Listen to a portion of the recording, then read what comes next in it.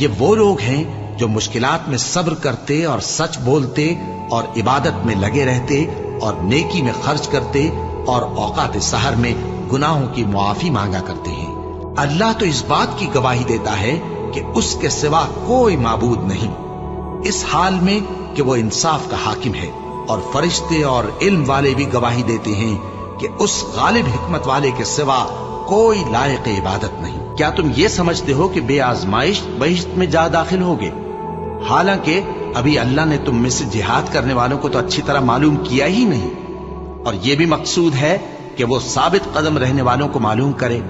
اور تم موت شہادت کے آنے سے پہلے اس کی تمنا کیا کرتے تھے، سو تم نے اس کو آنکھوں سے دیکھ لیا۔ اور محمد صلی اللہ علیہ وآلہ وسلم ایک پیغمبر ہی تو ہیں، ان سے پہلے بھی بہت سے پیغمبر ہو گزرے ہیں،